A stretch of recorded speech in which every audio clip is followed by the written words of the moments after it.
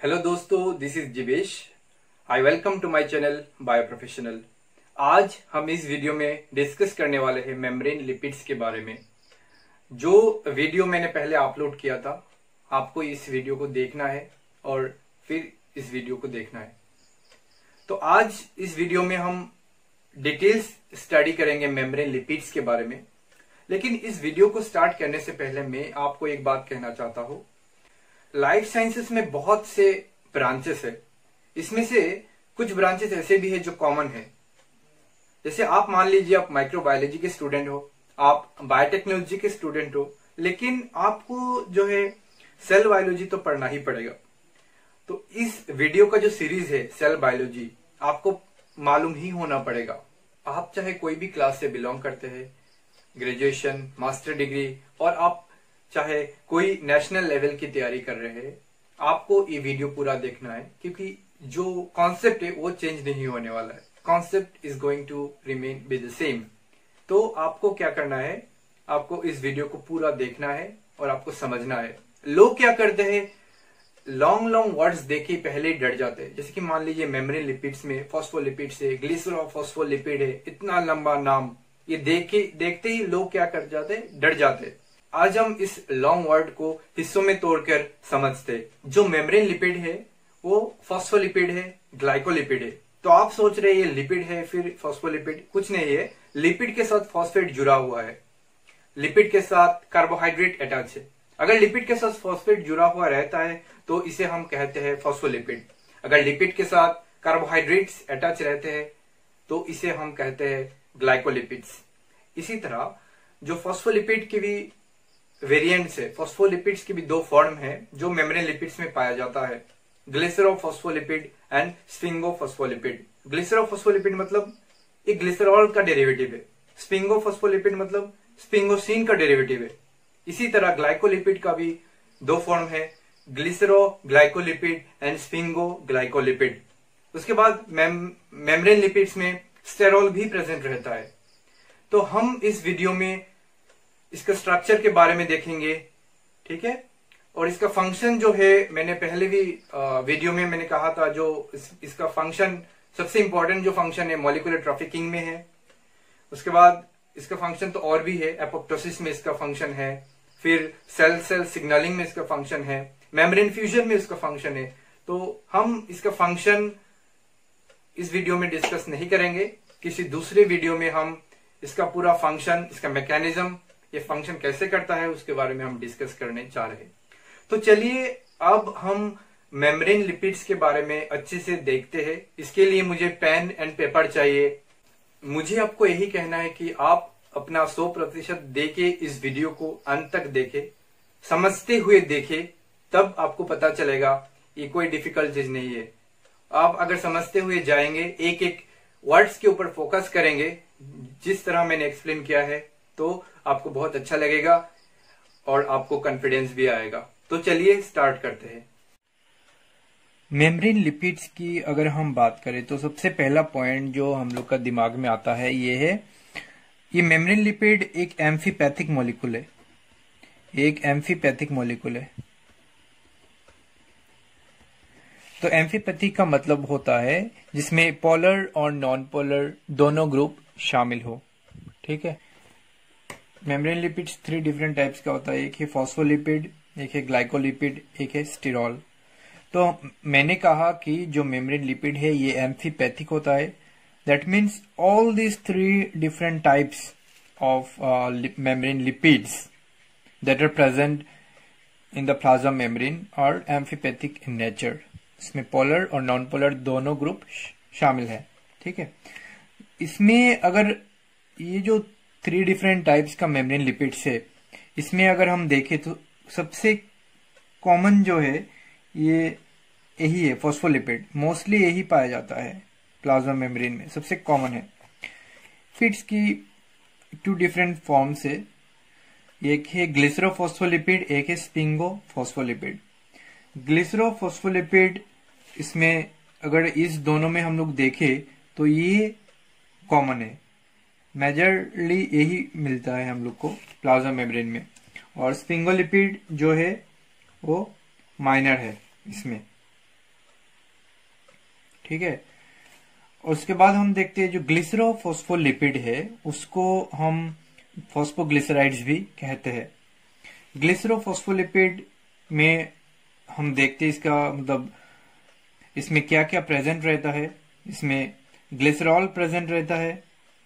Glycerol is a type of alcohol. We all know that glycerol is a type of alcohol. Okay, fatty acid रहता है, phosphate group रहता है and alcohol रहता है। ठीक है, तो अगर हम देखें ग्लिसरॉल में क्या क्या रहता है। ग्लिसरॉल में अगर हम ये ग्लिसरॉल, ये है ग्लिसरॉल। ग्लिसरॉल मैंने कहा ये एक टाइप की अल्कोहल है जिसमें दो फैटी एसिड जुड़ा हुआ रहता है।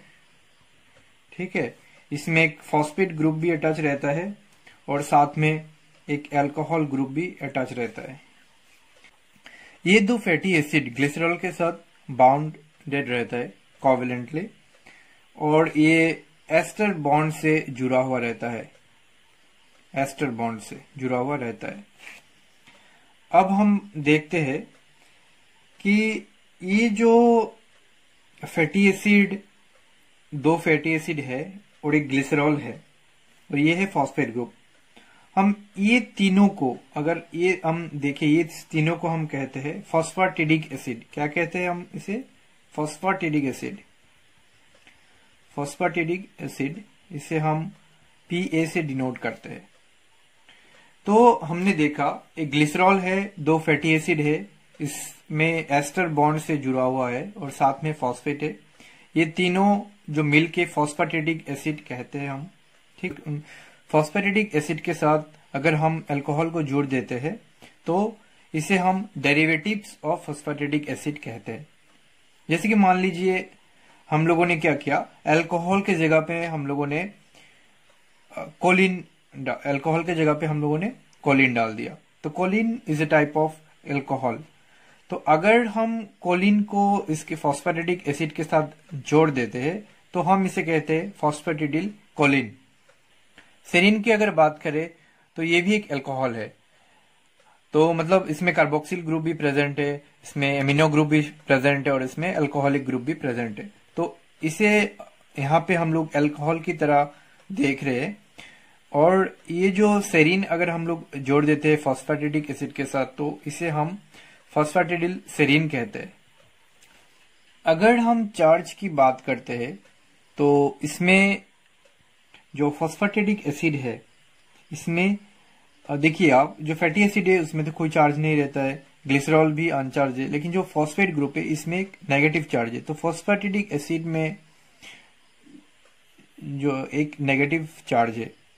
ठीक है, अगर हम इसमें कोलिन जोड़ देते हैं जिसे हम फॉस्फेटिडिल कोलिन कहते हैं तो इसमें नेट चार्ज क्या होगा?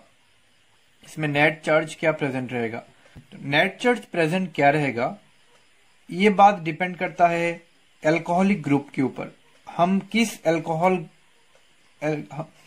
किस अल्कोहलिक ग्रुप को जोड़ रहे हैं। अगर हम कोलिन को जोड़ रहे हैं क्योंकि कोलिन में जो है +1 चार्ज होता है और इसमें -1 चार्ज है, तो अल्टीमेटली नेट चार्ज क्या होता है? 0 हो जाता है। इसी तरह फॉस्फेटिडिल सेरिन में अगर हम देखें तो फॉस्फेटिडिल सेरिन जो है इसमें एक माइनस जो एमिनो ग्रुप है इसमें पॉजिटिव चार्ज होता है, कार्बोक्सिल ग्रुप में एक नेगेटिव चार्ज होता है और दोनों मिलके उसमें 0 रहता है। और इसमें जो फॉस्फेटिडिक एसिड का जो -1 चार्ज होता है तो इसकी वजह से ये -1 चार्ज हो जाता है। तो मेरा कहने का मतलब ये है, तो अल्टीमेटली हमें इस एक्सप्लेनेशन से क्या समझ आ रही है? ये समझ आ रही है कि जो फॉस्फेटिडिक एसिड है इसमें जो चार्ज है ये फिक्स रहता है और टोटल जो नेट चार्ज है, नेट चार्ज डिपेंड करता है जो अटैच्ड अल्कोहलिक ग्रुप है उसके ऊपर डिपेंड करता है ये नेट चार्ज। चलिए एक चीज हम देखते हैं, जो बुक्स में मेम्ब्रेन लिपिड्स का जो स्कीमेटिक डायग्राम दिया हुआ रहता है ये ऐसे टाइप का रहता है। तो इसका मतलब क्या होता है? देखिए, ये जो हम ग्लिसरॉल देख रहे हैं और फॉस्फेट और अल्कोहल ग्रुप, ये जो है ये पोलर मॉलिक्यूल है। ठीक है, ये पोलर है और इसे हम जो है पोलर हेड मानते हैं। तो इसको अगर हम ऐसे पोलर हेड मानते हैं तो ये हेड रहा। अगर इसमें अल्कोहलिक ग्रुप है तो पोलर हेड में शामिल हो जाएगा, अगर नहीं है तो फॉस्फेट ग्रुप पोलर हेड में शामिल रहेगा। ठीक है। और जो टेल है, ये जो टेल है, हाइड्रोफोबिक टेल है, ये बेसिकली फैटी एसिड ही है। ये बेसिकली क्या है? फैटी एसिड ही है। तो हम लोगों ने देखा जो ग्लिसरोफॉस्फोलिपिड है, ये क्या है? ये ग्लिसरॉल डेरिवेटिव है। तो glycerol is a type of alcohol, और इसके साथ में हम लोगों ने देखा फैटी एसिड प्रेजेंट रहता है एस्टर बॉन्ड के जरिए, और फॉस्फेट भी रहता है। तो इस स्ट्रक्चर को हम फॉस्फेटेटिक एसिड कहते हैं, और साथ में अल्कोहल भी रहता है। अटैच्ड अल्कोहल डिसाइड करेगा कि नेट चार्ज इस मॉलिक्यूल में क्या रहता है। इसलिए मैंने आपको पहले भी लेक्चर में कहा था कि जो मेम्ब्रेन लिपिड्स होता है इसमें चार्ज रहता है। तो अब हम लोग को पता चला कि चार्ज कैसे रहता है मेम्ब्रेन लिपिड्स में। चलिए हम बात करते हैं अभी स्फिंगोफॉस्फोलिपिड की। तो पहले हम लोगों ने देखा कि ग्लिसरोफॉस्फोलिपिड क्या होता है। ये ग्लिसरॉल से डिराइव रहता है, मतलब ये ग्लिसरॉल डेरिवेटिव है, और ये है स्फिंगोसिन डेरिवेटिव है। तो sphingosine is nothing but an amino alcohol. Sphingosine is nothing but an amino alcohol. अगर हम इसकी डायग्राम देखें स्फिंगोसिन की, तो ये अगर ये स्फिंगोसिन है, ये स्फिंगोसिन अगर है, ठीक है, इसमें क्या रहता है? इसमें एक OH ग्रुप रहता है, और इस साइड मान लीजिए एक NH3 ग्रुप रहता है, एमिनो ग्रुप। इसलिए हम इसे एमिनो अल्कोहल कहते हैं, एमिनो अल्कोहल कहते हैं। और इसके साथ में जो है फैटी एसिड अटैच रहता है। एक फैटी एसिड इसमें अटैच रहता है, और जो फैटी एसिड इस एमिनो ग्रुप के साथ अटैच रहता है, जो बॉन्ड, ये कोवेलेंट बॉन्ड एक फॉर्म करता है, इसको हम कहते हैं एमाइड बॉन्ड। इसे हम क्या कहते हैं? एमाइड बॉन्ड कहते हैं। और इस OH ग्रुप के साथ अटैच रहता है एक फॉस्फेट ग्रुप, और एक फॉस्फेट ग्रुप के साथ अटैच रहता है एक अल्कोहलिक ग्रुप। ठीक है। तो इस पूरे स्ट्रक्चर को, इस जो पूरा स्ट्रक्चर है, ये वाला जो स्ट्रक्चर है, इसे हम क्या कहते हैं? स्फिंगोफॉस्फोलिपिड। मतलब ये स्फिंगोसिन डेरिवेटिव है। चलिए हम यहाँ पे देखते हैं अभी स्फिंगोफॉस्फोलिपिड में क्या क्या शामिल रहता है। तो हमने देखा स्फिंगोसिन रहता है, ठीक है, फैटी एसिड प्रेजेंट रहता है, इसमें फॉस्फेट ग्रुप प्रेजेंट रहता है, एंड अल्कोहल रहता है। और एक बात मैं कहना चाहता हूं, जो हम लोग का जो सेल्स में, प्लाज्मा मेम्ब्रेन में जो सबसे कॉमन स्फिंगोलिपिड पाया जाता है, यह है स्फिंगोमाइलिन। तो स्फिंगोमाइलिन होता क्या है? इसमें बेसिकली स्फिंगोसिन भी रहता है, फैटी एसिड भी रहता है, फॉस्फेट भी रहता है, और अल्कोहल के जगह पे कोलिन ग्रुप रहता है। कोलिन इज एन अल्कोहल, तो ये कोलिन अटैच रहता है, और इसे हम स्फिंगोमाइलिन कहते हैं। तो हमने अभी तक फॉस्फोलिपिड्स के बारे में बात किया है। इसमें ग्लिसरोफॉस्फोलिपिड भी शामिल है और स्फिंगोफॉस्फोलिपिड भी शामिल है।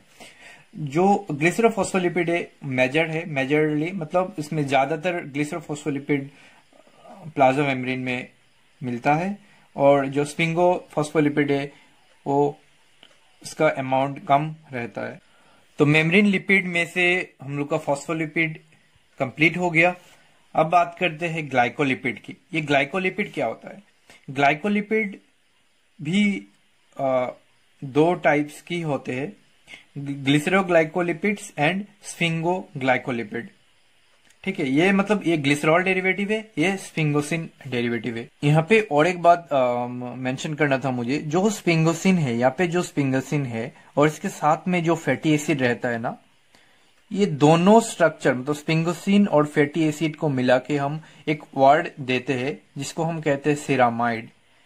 तो मतलब जो स्फिंगोसिन है और फैटी एसिड है उसे हम सिरामाइड कहते हैं। जैसे हम लोगों ने फॉस्फेटिक एसिड नाम दिया था, ग्लिसरॉल, फैटी एसिड और फॉस्फेट मिलके हम एक टर्म दिया था फॉस्फेटिक एसिड, ऐसे ही हम लोगों ने स्फिंगोसिन और फैटी एसिड को मिला के एक टर्म दिया जिसे हम सिरामाइड कहते हैं। तो हम लोगों ने देखा था जो ग्लाइकोलिपिड है ये दो टाइप्स का होता है, एक ग्लिसरोग्लाइकोलिपिड होता है एंड एक स्फिंगोग्लाइकोलिपिड होता है। तो ग्लिसरोग्लाइकोलिपिड के हम स्ट्रक्चर देखते हैं, मतलब एक ग्लिसरोग्लाइकोलिपिड ये टर्म ही डेजिग्नेट कर रहा है जो ग्लिसरॉल डेरिवेटिव है। मतलब एक ग्लिसरॉल है, साथ में 2 फैटी एसिड है और साथ में क्या प्रेजेंट रहता है, कार्बोहाइड्रेट प्रेजेंट रहता है। तो कार्बोहाइड्रेट जो है ये मोनोसेकेराइड के फॉर्म में भी रह सकता है और ओलिगोसेकेराइड्स के फॉर्म में भी रह सकता है। अगर ये मोनोसेकेराइड के फॉर्म में रहता है, मोनोसेकेराइड मतलब यहाँ पे ग्लूकोज भी हो सकता है और यहाँ पे गैलेक्टोज भी हो सकता है, तो इसे हम सेरिब्रोसाइड कहते हैं, जो कि हम कहते हैं इसे सिंपलेस्ट ग्लाइकोलिपिड। इसे हम क्या कहते हैं, सिंपलेस्ट ग्लाइकोलिपिड कहते हैं। अगर ये कार्बोहाइड्रेट ओलिगोसेकेराइड रहता है तो इसे हम ग्लोबोसाइड कहते हैं, ठीक है।